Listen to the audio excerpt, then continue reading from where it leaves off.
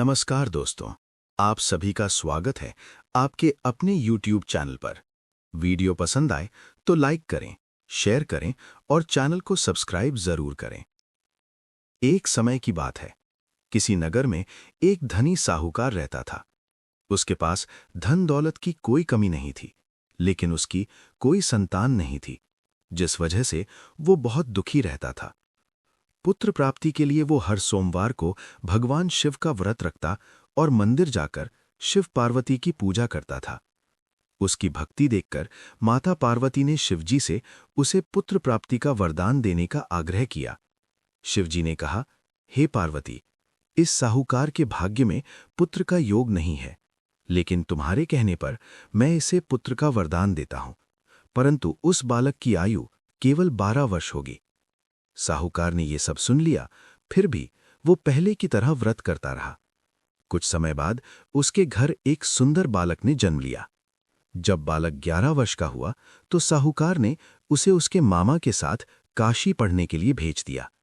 साहूकार ने मामा को बहुत सारा धन दिया और कहा कि रास्ते में यज्ञ कराते हुए जाना और ब्राह्मणों को भोजन कराना। रास्ते में एक नगर के राजा की कन्या का विवाह हो रहा था। जिस राजकुमार से विवाह होना था वो एक आंख से काना था। राजकुमार के पिता ने चालाकी से साहूकार के बेटे को दूल्हा बनाकर शादी करवा दी, लेकिन साहूकार के बेटे ने राजकुमारी की चुनरी पर सच लिख दिया, तुम्हारा विवाह मेरे साथ हुआ है, लेकिन जिस राजकुमार के साथ तुम्हें भेजा जाएगा वो काना है। राजकुमारी ने जब ये पढ़ा तो उसने काने राजकुमार के साथ जाने से मना कर दिया। बाद में वो लड़का काशी पहुंचा और वहां पढ़ने लगा। जब वो ठीक 12 वर्ष का हुआ तो एक दिन यज्ञ के दौरान उसकी मृत्यु हो गई। मामा विलाप करने लगे। उसी समय वहां से शिव पार्वती गुजर रहे थे। माता पार्वती ने लड़के को देखकर दुख जताया और शिवजी से उसे जीवित करने की प्रार्थना की। भगवान शिव ने अपनी शक्ति से उसे पुनर्जीवन दे दिया। वो लड़का अपनी पत्नी यानी राजकुमारी के साथ वापस अपने नगर लौटा। साहूकार और उसकी पत्नी जो घर की छत पर इस प्रतिज्ञा के साथ बैठे थे कि अगर बेटा नहीं आया तो वे प्राण त्याग देंगे, अपने बेटे और बहू को देखकर बहुत खुश हुए। उसी रात भगवान शिव ने साहूकार को सपने में दर्शन दिए और कहा, मैं तुम्हारे सोमवार के व्रत और भक्ति से प्रसन्न होकर तुम्हारे बेटे को लंबी आयु प्रदान करता हूं। भगवान शिव को चंद्रशेखर कहा जाता है क्योंकि उन्होंने चंद्रमा को अपने मस्तक पर धारण किया है। सोमवार का व्रत करने से व्यक्ति का मानसिक तनाव दूर होता है। अगर किसी का मन अशांत रहता है या बहुत ज्यादा विचार आते हैं तो ये व्रत मन को स्थिरता और शांति प्रदान करता है। कुमारी कन्याओं के लिए मान्यता है कि माता पार्वती ने भगवान शिव को पति के रूप में पाने के लिए कठोर तप और व्रत किए थे। इसलिए जो कन्याएं अच्छे वर की कामना करती हैं उनके लिए ये व्रत रामबाण माना जाता है। विवाहित जोड़ों के लिए पति पत्नी के बीच के झगड़े खत्म होते हैं और आपसी प्रेम बढ़ता है। इसे करने से सुहाग की लंबी आयु होती है। ज्योतिष शास्त्र के अनुसार यदि किसी की कुंडली में चंद्रमा कमजोर हो तो उसे स्वास्थ्य संबंधी समस्याएं और मानसिक बीमारियां घेरे रहती हैं। सोमवार का व्रत रखने और शिवजी की पूजा करने से चंद्रमा मजबूत होता है, जिससे आत्मविश्वास बढ़ता है। भगवान शिव महामृत्युंजय है। सोमवार का व्रत करने से गंभीर बीमारियों से मुक्ति मिलती है और अकाल मृत्यु का भय समाप्त होता है। ये शरीर में सकारात्मक ऊर्जा का संचार करता है। सफेद वस्तुओं का दान और सोमवार का व्रत करने से घर में दरिद्रता का नाश होता है। रुके हुए काम पूरे होने लगते हैं और व्यापार या नौकरी में उन्नति के रास्ते खुलते हैं। भगवान भोलेनाथ अपने भक्त की निस्वार्थ भक्ति से प्रसन्न होकर उसे धन धान्य से परिपूर्ण कर देते हैं। जैसा कि आपने कथा में पढ़ा, साहूकार को पुत्र की प्राप्ति सोमवार व्रत के प्रभाव से ही हुई थी। संतान की लंबी आयु और उनकी उन्नति के लिए भी माताएं ये व्रत रखती हैं। सोमवार व्रत में सफेद वस्तुओं जैसे दूध, दही, पनीर, चीनी और सफेद फूल का विशेष महत्व है। यदि आप व्रत के दिन किसी जरूरतमंद को थोड़ा सा दूध या सफेद वस्त्र दान करते हैं तो व्रत का फल कई गुना बढ़ जाता है। सोमवार व्रत की पूजा विधि जितनी सरल है उतनी ही प्रभावशाली भी।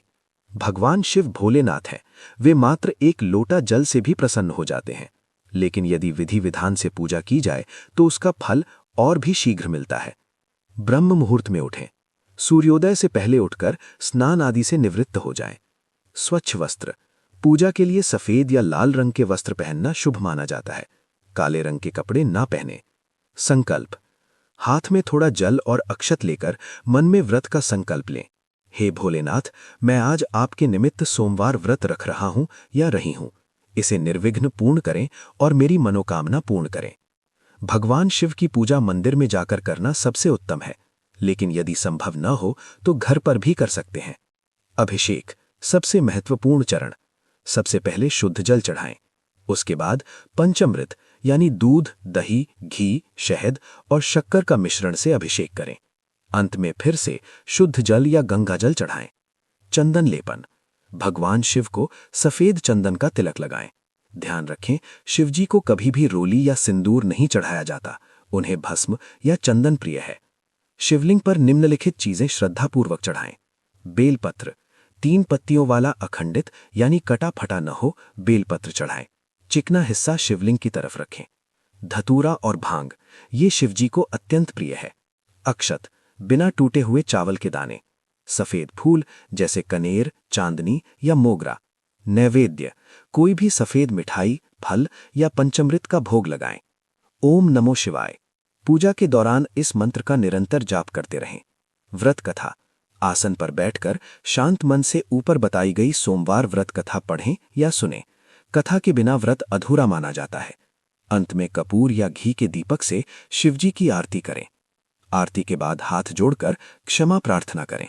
हे प्रभु, पूजा में यदि कोई भूल चूक हो गई हो तो मुझे क्षमा करें। एक समय भोजन। सोमवार व्रत में शाम की पूजा और आरती के बाद एक समय का भोजन किया जाता है। फलाहार। पूरे दिन आप फल, दूध, जूस या चाय ले सकते हैं। नमक का परहेज। धार्मिक दृष्टि से इस व्रत में नमक, खासकर समुद्री नमक का त्याग करना चाहिए। यदि स्वास्थ्य की वजह से जरूरी हो तो आप सेंधा नमक का उपयोग शाम के भोजन में कर सकते हैं। सफेद भोजन। शाम को सफेद चीजों जैसे साबूदाना, दूध, दही या बिना नमक की रोटी का सेवन करना शुभ होता है। सावधानी। शिवजी की पूरी परिक्रमा नहीं की जाती। जहां से जल बाहर निकलता है यानी जलाधारी, वहां से वापस मुड़ जाना चाहिए। शिवलिंग पर कभी भी तुलसी के पत्ते, हल्दी या केतकी के फूल ना चढ़ाएं। तो इस वीडियो को लाइक करके अपना समर्थन जरूर दिखाएं। इसे अपने परिवार और दोस्तों के साथ शेयर करें और ऐसे ही सकारात्मक विचारों के लिए चैनल को सब्सक्राइब करना न भूलें। राधे राधे। फिर मिलेंगे एक नए विषय के साथ।